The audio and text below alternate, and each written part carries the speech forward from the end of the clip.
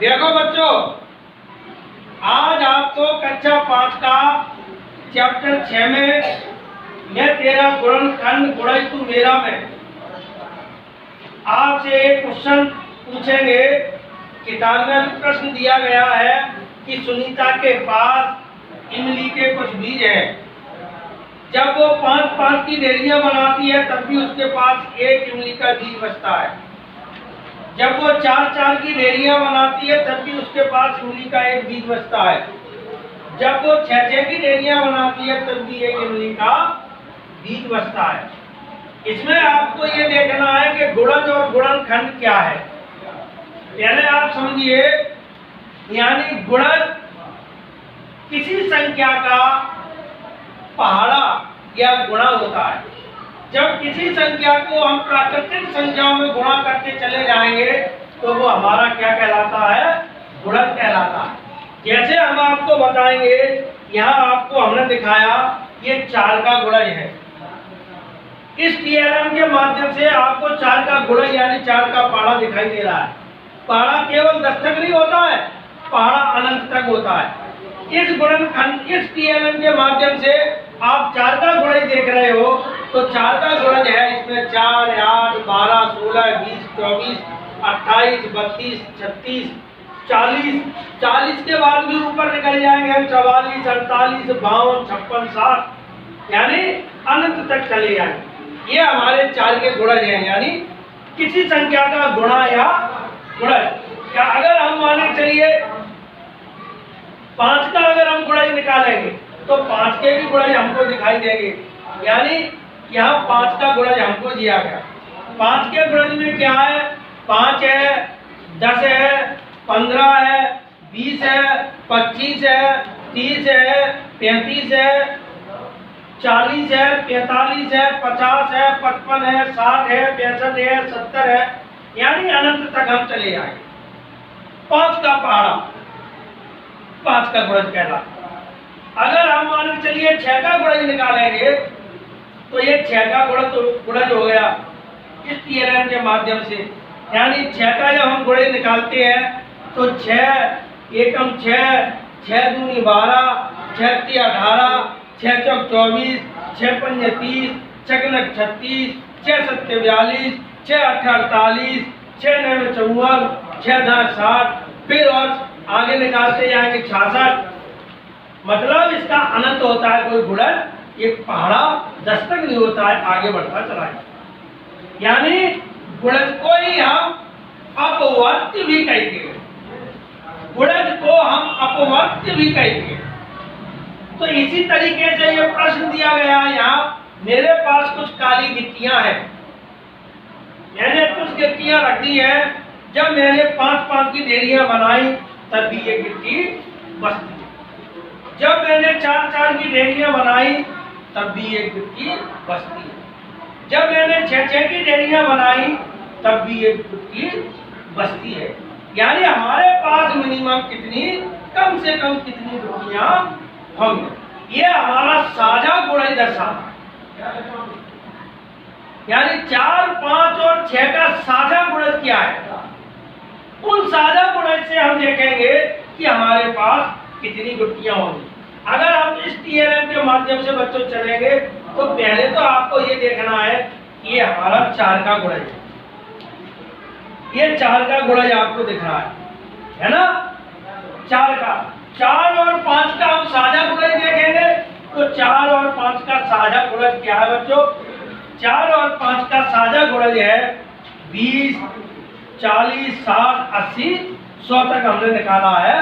तो ये 4 और 5 के साझा गुणज है। साझा गुणज जिसमें दोनों संख्याएं मिलती हों। जब इसमें हम 4, 5 और 6 तीनों संख्या को अगर हम देखेंगे तो इसमें हमारा साझा गुणज क्या है? अगर हमने 4, 5 और 6 का हमने साझा गुणज लिया तो बच्चों कितना आ रहा है? 4, 5 और 6 का साझा गुणज लिया बच्चों तो कितना? 60। जब हमने 4-4 की डेलियां बनाई तब भी ये गिट्टी बच रही है। जब हमने 5-5 की ढेरियां बनाई तब भी एक गुत्थी बच रही है, जब हमने 6-6 की ढेरियां बनाई तब भी एक गुत्थी बच रही है। यानी साझा गुणज कितना है बच्चों? 7। तो साझा गुणज 7 है और एक एक ढेरियां बच रही है, तो आप बताइए हमें कि कितनी गुत्थी हो सकती है? एक साथ। अगर हम 4-4 की ढेरियां बनाएंगे 60 गुत्थियां तो कितनी बनेंगी? 1 2 3 4 5 6 7 8 9 10 11 12 13 14 15 ढेरियां बनेंगी। जब हम 4-4 की ढेरियां बनाएंगे तो कितनी ढेरियां बनेंगी? 15। अगर हम 5-5 की ढेरियां बनाएंगे तो बच्चों कितनी बनेंगी? यहाँ पर हम देखते हैं अभी 1 2 3 4 5 6 7 8 9 10 11 12 कितनी ढेरियां बनेंगी? 5-5 की 12 ढेरियां बनेंगी। जब हम बच्चों 6 की ढेरियां बनाएंगे तो कितनी ढेरियां बनेंगी? तब हम देखेंगे 1 2 3 4 5 6 7 8 9 10 कितनी ढेरियां बनेंगी? 10। जब हम 6-6 की बनाएंगे तो 10 ढेरियां, 5-5 की बनाएंगे तो 12 ढेरियां और 4-4 की बनाएंगे तो 15 ढेरियां। लेकिन साझा गुणज इन तीनों का कितना है बच्चों? 7। एक बच रहा है। जब हम 7 में 1 जोड़ देंगे तो कितना हो जाएगा? 160। अब गिनिए जी हमारे पास कितनी गुत्थियां हैं। बनाओ कितनी की ढेरियां? 5-5 की ढेरियां बनाओ।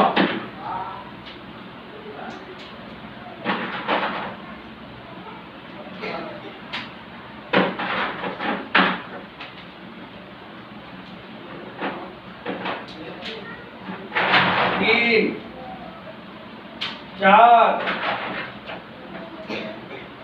5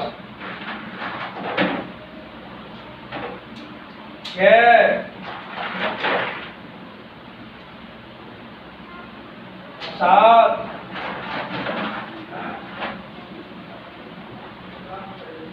8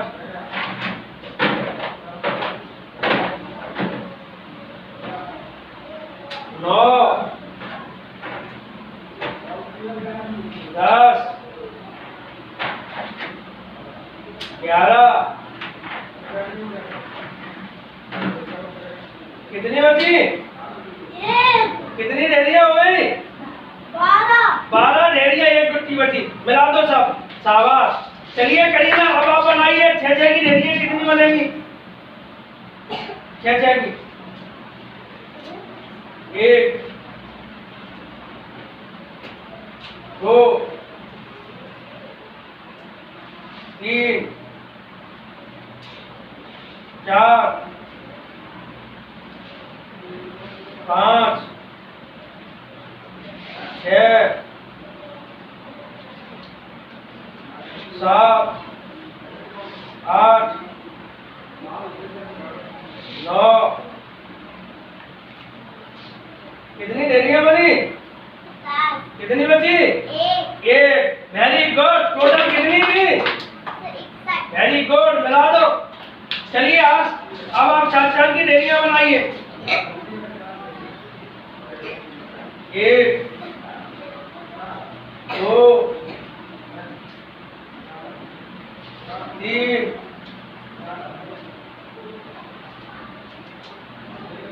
4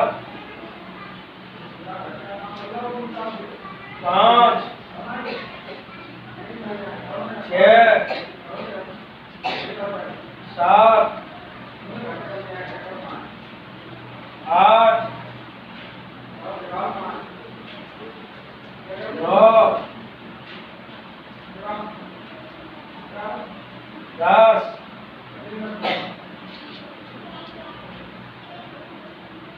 11 12 13 14 कितनी ढेरियां बन गई? कितनी बची? उठाओ कौन सी बची है? यानी 4-4 की 15 ढेरियां बनी और एक गिट्टी बची। तो बच्चों टोटल कितनी थी? कितनी तो ठीक कितनी? 61। तो आपके समझ में आ गया, यानी ये साझा गुणज है। यानी जब हम तीनों संख्याओं का साझा गुणज, यानी इसको हम कह सकते हैं लासा लघुत्तम समापवर्त्य। अगर 4, 5, 6 का हम लघुत्तम समापवर्त्य या साझा गुणज निकालेंगे तो 60 होगा। अगर 60 में ये गुत्ती जोड़ देंगे तो 61 हो जाएगा, 61। यानी ये एक गुत्ती बचेगी। ये हमारा कहलाता है साझा गुणज। यानी गुणज और भी हो सकती है, लासा में सबसे छोटा जो गुणज होता है, इसलिए इसका नाम रखा गया लघुत्तम समापवर्त्य। यानी गुणज को हम अपवर्त्य भी कहते हैं। जोरदार तालियां बजाएं।